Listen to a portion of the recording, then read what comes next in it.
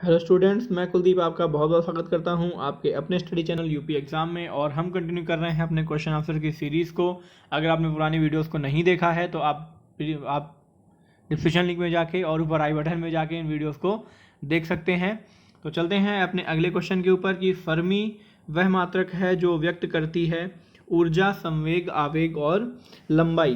तो फर्मी है लंबाई मापने की एक छोटी इकाई होती है, इसको ऐसे 10⁻⁻15 मीटर इकाई, ठीक है, यानी 10 की पावर के रूप में इसको लिखा जाता है। इसका प्रतीक क्या होता है? इसको F होता है, ठीक है। नाभिकीय एवं परमाणुक दूरियों की ये मात्रक होती है। उसके बाद में अगर बात करें इसकी ऊर्जा है, ऊर्जा का SI मात्रक क्या होता है? जूल होता है। संवेग का क्या होता है? किलोग्राम मीटर पर सेकेंड। आवेग का क्या होता है? आवेग का न्यूटन सेकेंड होता है, ठीक है। इसको NS लिखा जाता है। चलते हैं अगले क्वेश्चन पे कि निम्नलिखित तापमापियों में से किसे पायरोमीटर कहा जाता है? ताप विद्युत तापमापी, विकिरण तापमापी, गैस तापमापी, द्रव तापमापी। तो ये होता है विकिरण तापमापी कहा जाता है। इसका प्रयोग जो होता है 200 डिग्री सेल्सियस से लेकर 1200 डिग्री सेल्सियस तक इसका मापन किया जाता है, ठीक है। विकिरण तापमापी को ही पायरोमीटर कहते हैं। चलते हैं अगले क्वेश्चन पे कि बर्फ का टुकड़ा पेय को ठंडा बना देता है। बर्फ को पिघलाने के लिए पेय से गुप्त ऊष्मा लेता है जिसे पेय ठंडा होता है। नीचे दिए गए कोड से सही उत्तर चयन कीजिए कि A तथा R दोनों सही हैं तथा A की सही व्याख्या है। तो बिल्कुल सही बात है कि बर्फ का टुकड़ा जो है पेय को ठंडा बना देता है और बर्फ पिघलाने के लिए जो पेय है वो पेय से गुप्त ऊष्मा लेता है जिससे पेय ठंडा हो जाता है। चलते हैं अगले क्वेश्चन पे कि सबसे भारी प्राकृतिक तत्व है यूरेनियम, मरकरी जिसे पारा भी कहते हैं, सोना, कैल्शियम। तो ये है यूरेनियम। यूरेनियम सबसे भारी रेडियो एक्टिव प्राकृतिक तत्व है। चलते हैं अगले क्वेश्चन पे कि प्राकृतिक रबर किसका बहुलक है? आइसोप्रोपीन, स्टाइरीन, विनाइल एसीटेट, प्रोपीन या उपयुक्त में से कोई नहीं। तो ये है आइसोप्रोपीन। प्राकृतिक रबर आइसोप्रोपीन का बहुलक है। और प्राकृतिक रबर को इंडियन रबर,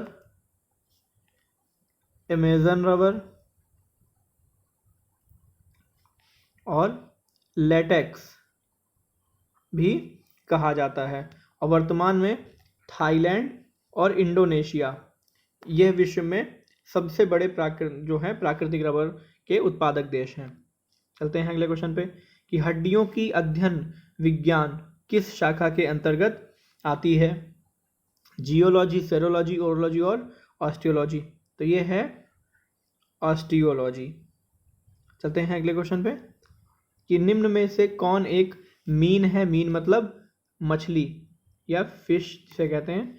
क्रे fish, cattle fish, flying fish, silver fish. तो ये है फ्लाइंग फिश। फ्लाइंग फिश होती है जो हवा में उड़ सकती है। इस मछली को एक्सोसोटेराई कहा जाता है। और यह मछली जो उष्ण कटिबंधीय और उपोष्ण कटिबंधीय महासागरों में पाई जाती है।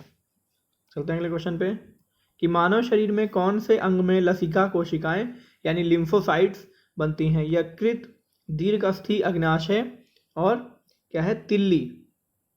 तो जो लसिका कोशिकाएं हैं, लिम्फोसाइट का निर्माण लसिका ग्रंथि, तिल्ली, ठीक है, इसमें होता है। तो हमारा आंसर क्या हो जाएगा?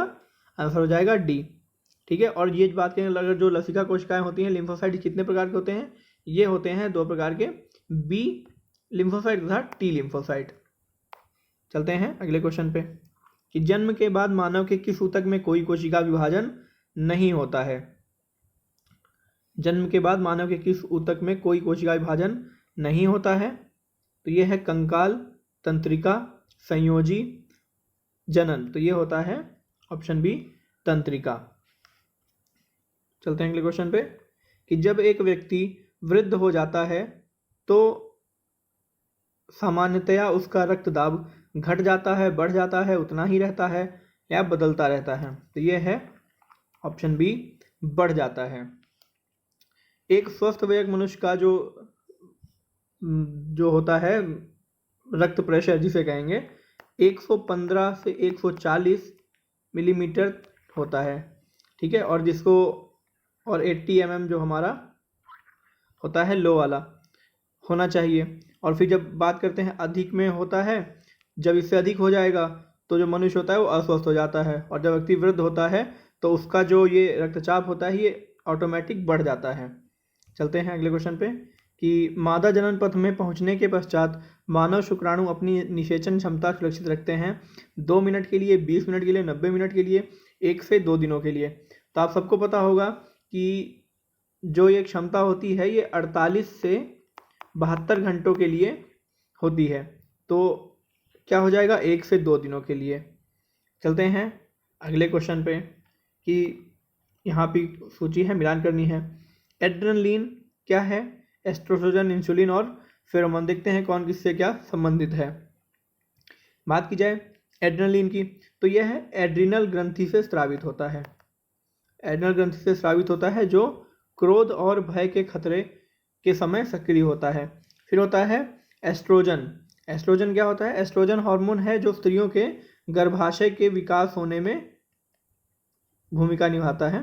तो ये हो जाएगा ऑप्शन 3। इंसुलिन। इंसुलिन क्या है, शरीर में ग्लूकोज की मात्रा को नियंत्रित करने के काम आता है, और इसका स्राव कहाँ होता है, लैंगरहैंस की द्वीपिकाओं से इसका स्राव होता है। फिर है फेरोमोन। फेरोमोन क्या होता है, ये गंध के बोध से साथी को आकर्षित करना होता है इसका काम, ठीक है। चलते हैं, तो इसका ऑप्शन क्या हो जाएगा, ऑप्शन हो जाएगा A3, A1, B3, C4, D2, यानी ऑप्शन सी। चलते हैं अगले क्वेश्चन पे कि एक कृत्रिम उपग्रह में विद्युत ऊर्जा का स्रोत क्या होता है, थर्मोपाइल, सौर सेल, डायनमो, लघु नाभिकीय रिएक्टर। तो ये हमारा हो जाएगा सौर सेल। चलते हैं अगले क्वेश्चन पे और अपने लास्ट क्वेश्चन पे कि भारत में निर्मित टैंक का नाम है इंद्र, अर्जुन, महाबली और कैशाल। सॉरी, यहाँ पे कैलाश होना चाहिए था। तो क्या हो जाएगा इसका, इसका हो जाएगा अर्जुन। अर्जुन टैंक का विकास किसने किया था, DRDO और BHEL ने मिलकर इसका विकास किया था, और इसे 2004 में भारतीय सेना में शामिल किया गया था। तो गाइज आज के लिए इतना ही, मिलते हैं तब तक के लिए अगले वीडियो में। तब तक के लिए thank you, take care, bye bye.